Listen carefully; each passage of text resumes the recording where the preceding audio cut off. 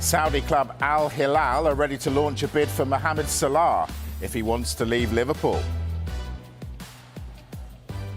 We understand Trent AlexanderArnolds has not verbally agreed a pre-contract with Real Madrid to join at the end of the season, despite reports in Spain. And Manchester City are interested in the Juventus left-back Andrea Cavani. The Italian club values him at around £67 million, which is about half these two, Mark McAdam and James Savundra. Welcome along to the Transfer Show. Almost at the halfway point of the January window. Plenty of deals to go. Yes, Mark and James are here with the very latest news lines. And it's an important night for Manchester United. They host Southampton.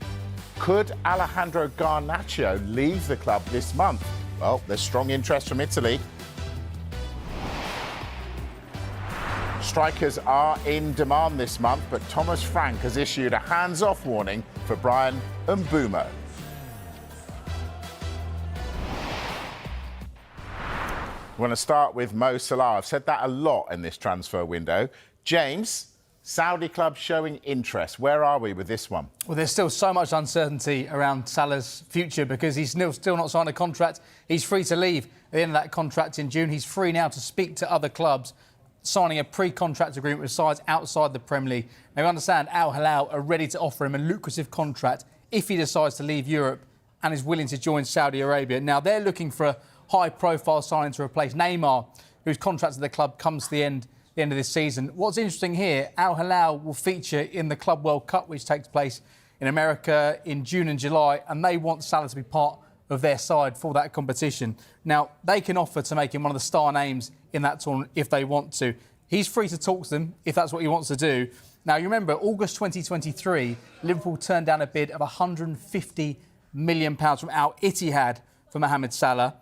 That was 18 months ago. Now he's in a situation where he's got 5 months left on his contract. He turns 33. We know we've heard from him a lot over the course of the last few weeks and months about his future. He still believes he's at the peak of his powers. How can we argue with that with his performances over the course of this season? He wants to remain at Liverpool. We know he wants to stay at Liverpool. There's a really significant figure involved here, and this could play a pivotal role in what happens with Mohamed Salah. Turki Al Sheikh. Now, many would have heard from him in the boxing world. He has revolutionised boxing. He has changed boxing forever. He has made fights happen which we never thought possible, and he's done that. He is Saudi Arabia's General Entertainment Authority chairman. He's the man changing boxing, and he's got a real interest and real connection with Al Hilal as well. He posted up a mocked-up picture on Facebook of Salah yesterday in an Al Hilal shirt. And with Turki Al Sheikh, if he wants to get something done, 9 times out of 10, he's got it done. He's got unified world champions together. He got Tyson Fury to take on Alexander in 2 fights. Can he get Mohamed Salah over to Al Hilal? When he wants something, it seems to be inevitable that he makes it happen. Will he bring this man to Saudi Arabia? We wait to see. Is it just about money for Salah, though, Mark? Every single decision that Mo Salah has made over the course of the last few years has been about football first. And it's never been motivated or generated about money. Because let's be honest, if Mo Salah was interested in earning 2, 3, 4, 5, 6 times what he's going to get potentially at Liverpool, he'd be on the plane. He'd be already agreeing a pre-contract agreement with Al Hilal or a Saudi Pro League side. So, therefore, if it was about money, it would be done and dusted by now because no one, bar no one, can compete with what they could potentially offer him. So the fact that we're still talking about him would suggest, actually, I'm still just investigating what's out there. Is it a surprise that he's had an offer from the Saudi Pro League? Absolutely not. He's the highest profile Muslim footballer in the world. Would they love to have him in their league? Absolutely. For him, it has to be about whether he wants to stay at Liverpool, enhance his legacy, break more records, win more Premier League titles, win more Champions Leagues, and really show what he's about in this country. Now, what Mo Salah would have said to his representatives maybe 6, 12, 18 months ago, get me everything on the table. You know, I want to know the best offer from the Saudi Pro League. I want to know the best offer from Liverpool, other Premier League sides, the MLS, Syria, La Liga. Present that to me, then I'll make that decision. Now, clearly, like James says, he wants to stay at Liverpool. That's a real option. And it won't be there. He'll stay and get more money. He'll be staying there because he wants to continue the legacy. But, of course, what today does is it just nudges Liverpool. Come on, look at the offer there. Al Hilal are preparing an offer for me We know that that will blow you out the water. So if you really want me, you need to get the checkbook out. Does it give Liverpool a nudge? Do any of us think he's going to go to Saudi now? Not in this window. Absolutely not. With them in prime position in the Champions League. Which the means same Liverpool in the have Premier got League. the card, surely, because Liverpool can sit back and go, we know you want to play for us, so you can make all the noise in the world. We know you're going to sign. And that's one of the things that Mo Salah has done, which is a very stark contrast to the way Virgil and Trent Alexander-Arnold have operated. He's the one that's been doing the agitation. He's the one that's been doing the talking. He's the one that stopped in the mix zones for the first time in a number of years. And if you look at the way Liverpool operated in the summer, with Richard Hughes, new sporting director, Michael Edwards back at the club through FSG, they've been so relaxed, laid back, calm. They were really focused on getting Arne Slot into the football club. There's a lot of talk about Ruben Amorim. He's going to go and new contracts agreed with them. No, hang on. We're cool. And they're very much in the same mantra for this situation. It took them a long period of time to get a signing in the door in summer. A lot of fans were very frustrated because it took them ages to eventually get Chiesa in. That's not turned out to be a great signing, but they still seem very relaxed about the situation, Liverpool. For Salah, we've heard from him so many times. He's increasingly used mainstream media and social media to make it very clear that he wants to stay at Liverpool. He wants to keep winning things for Liverpool. That's what he wants to do. And we spoke to him 2 weeks ago. He told Sky Sports that he expects this to be his final season at Liverpool. And he spoke, as Mark said, outside St Mary's in the wind tunnel in the mix zone there, saying, I'm more out than in. Liverpool fans will hopefully hope that he does stay. But with these offers coming in now, it does remain so uncertain right now. I think most fans in the Premier League would love Mohamed Salah to stay.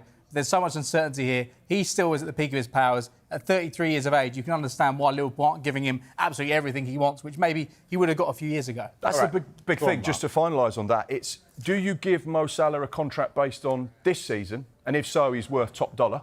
But in 1 year's time, in 2 years' time, in 3 years' time, is he going to be generating the same numbers? 31 goals and assists in the Premier League. 6 goals and assists in the Champions League. The numbers are phenomenal, and there's every chance that he finishes this season with his best ever numbers at Liverpool. But do you pay for that now? And does it come to haunt you in 2 years' time? Look at Manchester United.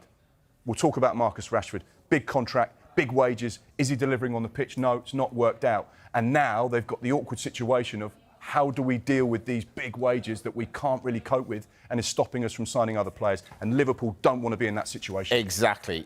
Staying with Liverpool, though, you're telling me they're relaxed about Mo Salah. Are they as relaxed, Mark, about Trent Alexander-Arnold? I think they're relaxed. If you can be relaxed about Mo Salah, you can be relaxed about everyone, you know. Trent Alexander-Arnold, slightly different situation. Now, this is interesting because there was a lot of reports in Spain yesterday and this morning that he had agreed a pre-contract agreement with Real Madrid, which he's free to do. However, our sources are telling us something very different. Trent has not verbally agreed anything with Real Madrid at this stage. Those reports are wide of the mark. We have to remember that Real Madrid played their first card in this situation because on December the 31st, I was here just getting ready to go and party for New Year's Eve when the news broke that Real Madrid had approached Liverpool with regards to a deal for Trent Alexander-Arnold, immediately rejected. It didn't even get to the stage of an offer. It was purely just them saying, come on, Trent, we want you. Even though we can get you for free in the summer, we're prepared to pay some money for you now and just show our hand. Don't worry, we absolutely want you. So, yeah, interesting to see reports in Spain saying one thing, our sources saying the opposite. What do you think, James, about this situation? Well, sources close to Real Madrid have been telling us for such a long period of time, Trent wants to join us. And then a few weeks ago, Trent's 90% there, he's going to sign. And then in recent days, he signed this pre-contract agreement to join Real Madrid. They've been incredibly aggressive in how they've gone about their business in trying to convince Trent to join Real Madrid. And we've seen an interesting change in tact from Real Madrid over the course of the last few years, signing those Galacticos, but doing it in a very different way. We saw them sign Mbappe as a free agent, albeit with a huge signing-on fee. And they have been targeting players who are at the end of their contract or with 1 year to go on their contract. We saw that with the likes of Rudiger, who signed as a free agent, Alaba as a free agent, then the likes of Courtois, who signed with just 1 year left on his deal. So it's fascinating to see what is going to happen here because whilst Trent continues to go about it in a very different way, as Mark said, from a PR perspective, not speaking about it whatsoever, remaining respectful of Liverpool, but not wishing to quash any of those rumours. But whilst there's that silence, people look to fill that void with rumours and speculation, and whether or not Trent wants it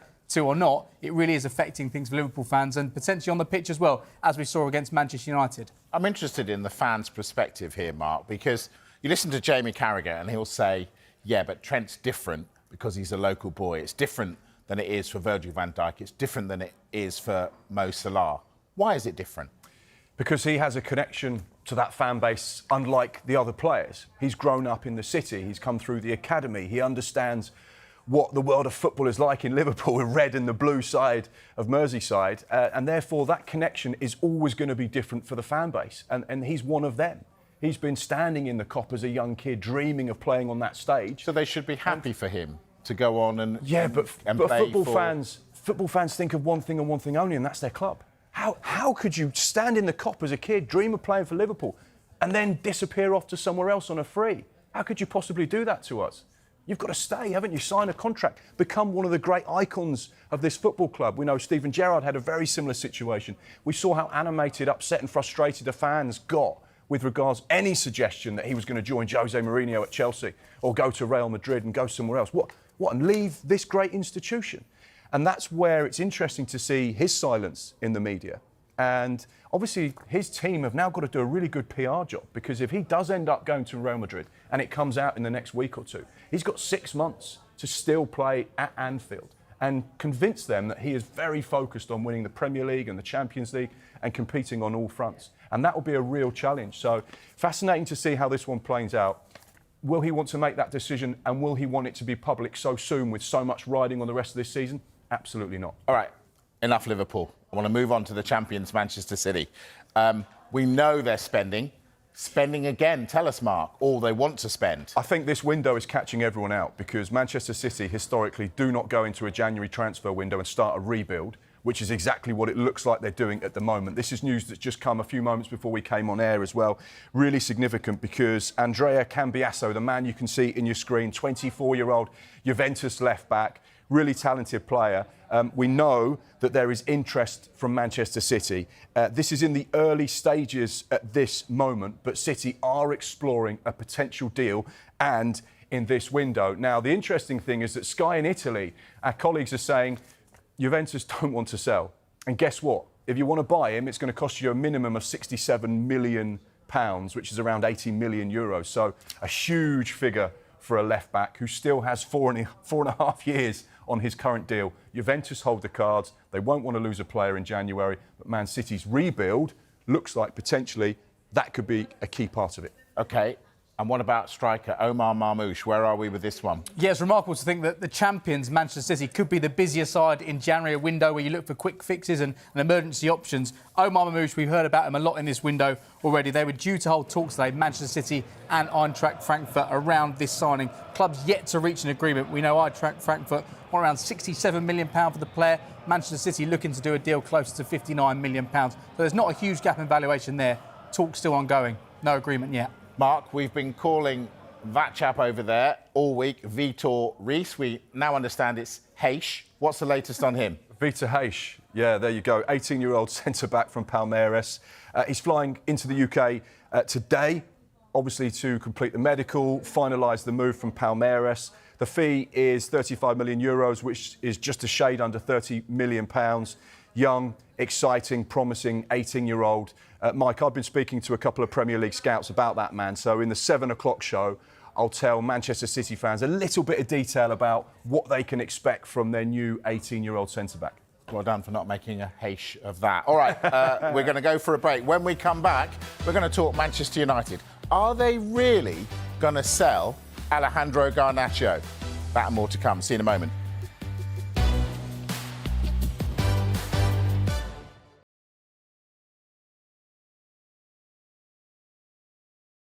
Could United really cash in on Garnacho? Well, look, I mean, I'm not going to go out on a limb and say yes or no. I'm going to look like a right dingbat if I turn around and say, oh, he's definitely going to stay, and then cue deadline day when he arrives in Naples, surrounded by photographers, and then gets to the Diego Armando Maradona Stadium, we're holding a light blue scarf. But look, the fact of the matter is Manchester United do not want to sell Alejandro Garnacho. He is the personification of everything that this club kind of wants to achieve with their recruitment and their player development. He obviously came to United as a teenager, finished off his football education in the academy, was the young player of the year in the team that won the FA Youth Cup, then graduated into the first team, won the League Cup, won the FA Cup, used that form to impress at national level. And remember, Argentina, World Cup champions, and yet he broke into that team that went on to win Copa America as well. He excites, he gets fans off their feet. He's already won the Puskás Award and he's only 20 years of age. Like I said, he is everything that Manchester United want to achieve. But obviously, money talks, and it's going to be interesting because if he is sold, and we know Napoli's interest is real, they think their valuation is around £59 million for Garnacho. Well, that shows that under the new Ineos era, that money is important at this stage. And what I mean by that is that obviously they are trying to develop a sustainable club going forward. They're trying to fit in line with PSR rules and all those kind of things as well, and bring in a new financial order here at Manchester United. And they know that obviously the most profitable way to do that is to cash in on young players as well. We've heard from Ruben Amorim talk about Alejandro Garnacho in the last couple of days, saying that he's been really happy with how he's been working in training, how he's been trying to adapt to his new system, how he's been working off the ball, and he says he has the talent to succeed here at Manchester United. You can argue he's already succeeded here at Manchester United. It's going to be interesting to see whether they get a chance here tonight against Southampton to prove what many Manchester United fans think, that he is the future.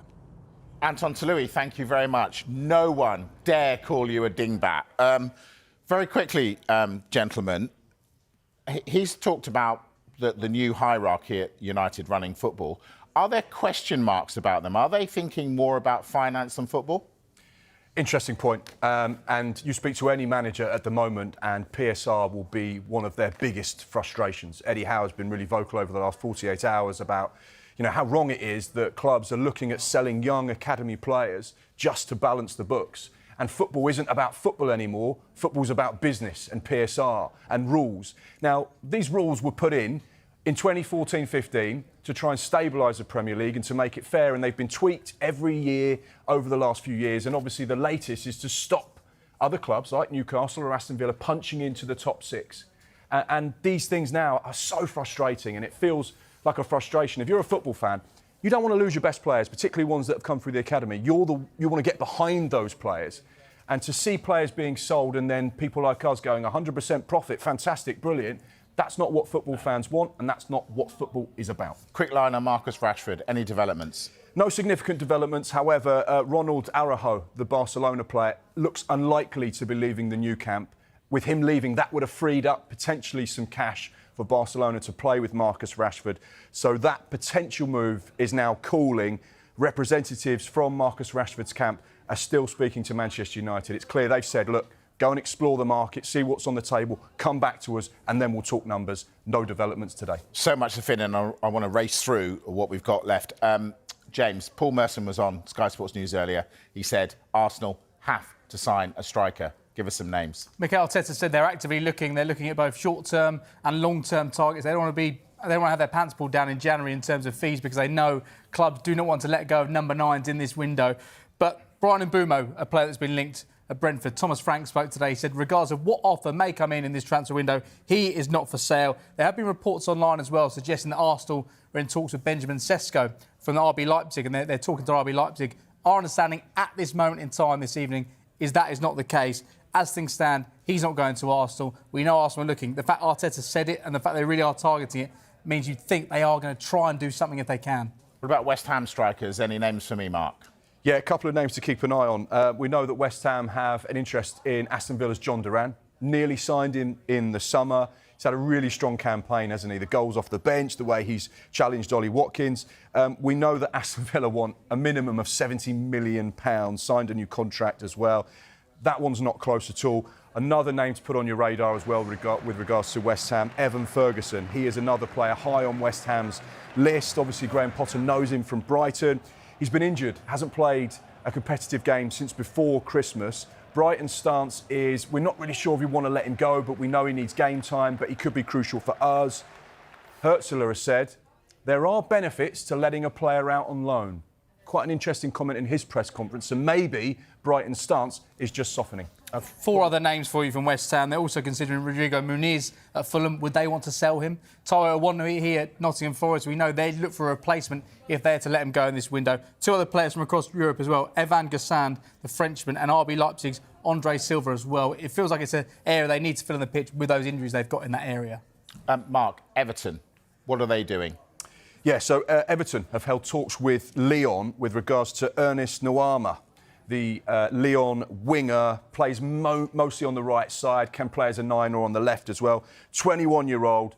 He got close to joining in the summer, didn't happen. Talks continuing in this window. The problem for Everton, Lyon's contract with the player runs until 2028, so they hold the cards. So much to fit in. We're going to have to watch at 7 because we're not going to get it all in now. James, Tosin being linked with a move. Tell us. Only joined Chelsea as a free agent last summer. Brighton have expressed an interest in signing him. It's unclear whether Chelsea would be prepared to let him leave in this window. He has featured in some games, but he doesn't seem like he's that high up the pecking order. We know they brought back Trevor Chalobah from Crystal Palace yesterday. Real quick one, James. Miggy Almiron, is he leaving Newcastle? There's advanced talks now taking place with the move back to Atlanta United. We know he signed for them for £21 million about 5 years ago. Well, it looks like he could be on his way back there. Gentlemen, you raced through that. Thank you very much. They didn't get it all done, though, so you will have to watch at 7. So much going on. They told me January was quiet. It absolutely is not. We're back at 7 o'clock for a full hour, and we'll give you the full rundown on all the transfer stories.